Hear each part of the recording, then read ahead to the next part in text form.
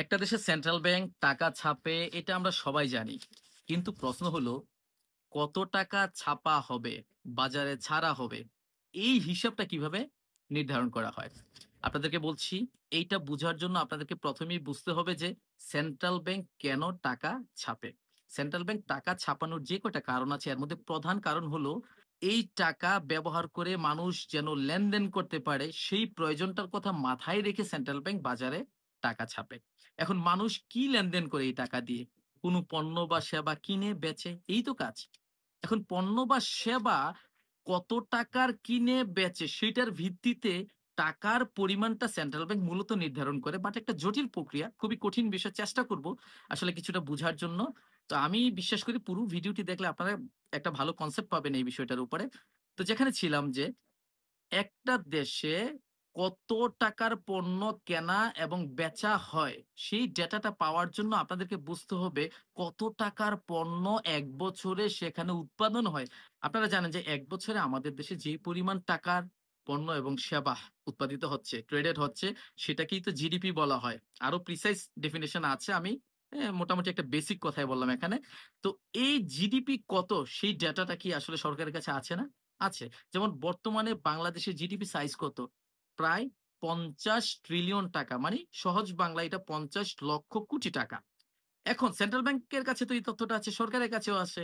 এখন সরকার একটা হিসাব করে যে এই জিডিপি এক বছরে কতটুকু বাড়বে, যেটাকে জিডিপির গ্রোথ বলা হয়, গ্রোথ রেট প্রকাশ করে সরকার। এবং সরকার ধরেন এই রেটটা প্রকাশ করলো যে এবছর 8%। মানে সরকার বলেছে যেখানে আগে 100 টাকার পণ্য বা সেবা ছিল, সেখানে আমরা আরো বেশি পরিশ্রম করব, আরো চেষ্টা করব, আমরা 108 টাকার পণ্য বা সেবা উৎপাদন করব। তার মানে সেন্ট্রাল ব্যাংকের কাছে একটা ডেটা কিন্তু চলে এসেছে যে আগে যেখানে 100 টাকা লেনদেন করার জন্য টাকার দরকার হইতো, এখন সেখানে 108 টাকার পণ্য বা সেবা লেনদেন করার জন্য টাকার দরকার হবে। তো এখানে আরো একটা ইম্পর্টেন্ট ডেটা প্রয়োজন আছে, সেটা হলো ইনফ্লেশন রেট।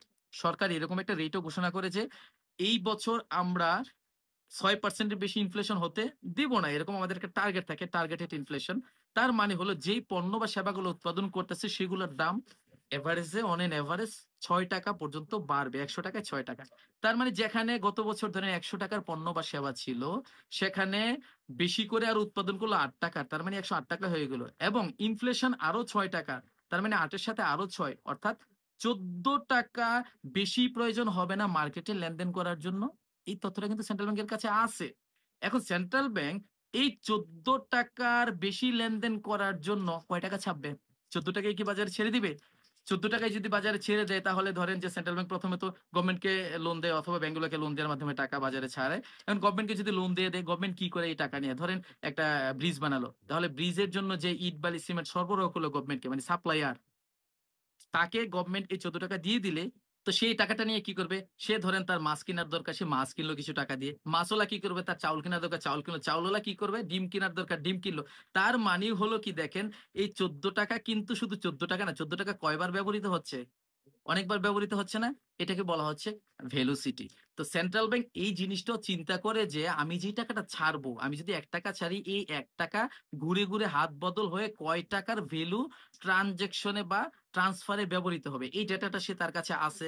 অনেক দিনের একটা ডাটা আছে, যেহেতু অনেক বছর ধরে সে এই টাকা ছাপায়। এই ভেলোসিটি আবার অনেক কিছুর উপর নির্ভর করে, যেমন আপনার ধরেন পেমেন্ট সিস্টেমের যে মোড গুলো আসে। যেমন আপনার ধরেন একটা সময় তো শুধু নগদ টাকায় লেনদেন হইতো, একজনের কাছ থেকে কোনো কিছু নিলে নগদ টাকা দেওয়া হতো। তারপরে কি চেকের মাধ্যমে লেনদেন হয় না? তারপরে কি হয়? আপনারা অনলাইন ট্রান্সফার, ইন্টারনেট ব্যাংকিং, এখন তো আপনার ধরেন ওই বিভিন্ন প্রত্যন্ত অঞ্চলে মাছ মাংস ঢাকায় পাঠায় দিচ্ছে, উইদিন ফোনে আপনি টাকা পাঠায় দিচ্ছেন বিকাশ, নগদ, রকেটে। তার মানে ট্রানজেকশন, এই ধরনের পেমেন্ট সিস্টেমের ডেভেলপমেন্টের কারণে ট্রানজেকশনের সংখ্যাটা বাড়তেছে না, ইকোনমিক অ্যাক্টিভিটিস বাড়তেছে না, ভেলোসিটি বাড়তেছে না। এই বিষয়গুলো সেন্ট্রাল ব্যাংক তার আমলে নেয়। এখানে আরো একটি ইম্পর্টেন্ট বিষয় আছে, সেটা হলো সেন্ট্রাল ব্যাংক যখন ছাপিয়ে 100 টাকা সরকারকে ফ্রেশ 100 টাকা লোন দিল, সরকার তখন এই লোনের টাকাটা কি খরচ করবে? তো খরচ করবে না।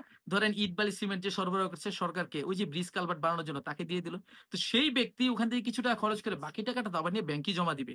এখন ব্যাংক যখন 100 টাকা থেকে ধরেন 90 টাকা জমা পেলো তার কাছে, তখন ব্যাংক কি করলো যে এই টাকাটার কিছু টাকা তার নিজের কাছে রেখে, যেটা ব্যাংকিং নিয়ম অনুযায়ী আপনারা জানেন যে 4% টাকা বাংলাদেশ ব্যাংকে রাখতে হয় ডিপোজিটের, আর 13% টাকা দিয়ে গভর্নমেন্ট ট্রেজারি বিল, বন্ড, তারপরে বৈদেশিক মুদ্রা, গোল্ড, এগুলো কিনতে হয় ব্যাংকের।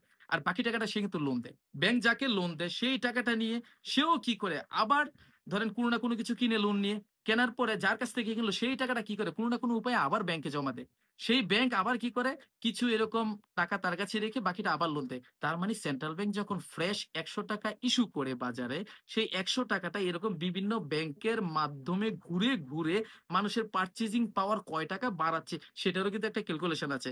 এই ব্যাপারটাকে বলে মাল্টিপল ডিপোজিট ক্রিয়েশন। এটা আবার অন্য একটা বিষয় আরেকদিন আলোচনা করব। যাই হোক আপনারা এখান থেকে এই জিনিসটা বুঝেন যে সেন্ট্রাল ব্যাংক যখন ৳১০০ ফ্রেশ বাজারে ইস্যু করে তখন সেটা শুধু ৳১০০ পণ্য বা সেবা যে বিনিময়ে ব্যবহৃত হইল বিষয়টা তা না। সেটা অনেক পরিমাণ অর্থের পণ্য বা সেবা বিনিময়ে এভাবে হাত বদল হয়ে, হয়ে কাজ করে। এই সমস্ত কিছু ডেটার ভিত্তিতে সেন্ট্রাল ব্যাংক দেখলো যে ওই যে বলছিলাম যে ৳১৪ বেশি প্রয়োজন হবে লেনদেন করার জন্য জিডিপির গ্রোথ এবং ইনফ্লেশনকে অ্যাডজাস্ট করার পরে সেন্ট্রাল ব্যাংক হিসাব করে দেখলো যে তার এই মুহূর্তে আসলে তার হিসাবে আসলো ৳২ বা ৳৩।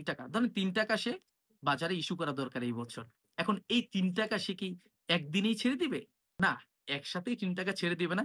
এখানে সেন্ট্রাল ব্যাংক আবার দেখে যে পুরা বছরের মধ্যে কোন, কোন টাইমে আসলে বাজারে টাকার চাহিদাটা বেড়ে যায়। মানে মানুষের লেনদেনের প্রয়োজনটা বেড়ে যায়। যেমন নরমালি ২ ঈদে কিন্তু মানুষের টাকার লেনদেনের পরিমাণ বেড়ে যায়। এছাড়া আমাদের দেশে ধরেন কৃষিপ্রধান দেশ যেহেতু সেচ মৌসুমে কিন্তু প্রচুর নগদ টাকার প্রয়োজন হয়। তো এরকম বেশ কিছু ইভেন্ট আছে তাদের নলেজে।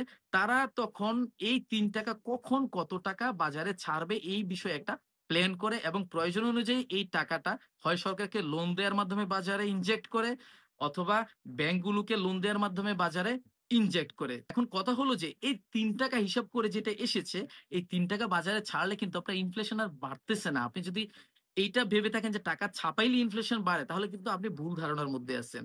আপনার হলো যে টার্গেটেড ইনফ্লেশন কে কাভার করার জন্য এবং জিডিপি গ্রোথ কে কাভার করার জন্য আপনার এতটুকু টাকা কিন্তু বাজারে ছাড়তেই হতো। তার চেয়ে বেশি ছাড়লে আপনার টাকার ভ্যালু কমে যাবে, ইনফ্লেশন বেড়ে যাবে। তো এইভাবে সেন্ট্রাল ব্যাংক মূলত হিসাব করে জানি না কতটুকু কাভার করতে পেরেছি। জাস্ট বেসিক ধারণাটা দেওয়ার চেষ্টা করছি।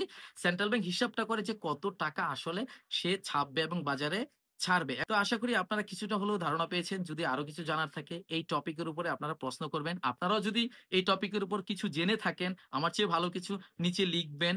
অবশ্যই ওয়েলকাম জানাই। আমরা সবাই মিলেই নতুন, নতুন বিষয়গুলো শিখব। ধৈর্য ধরে এতক্ষণ এই ভিডিওটি দেখার জন্য আপনাদেরকে ধন্যবাদ জানাচ্ছি।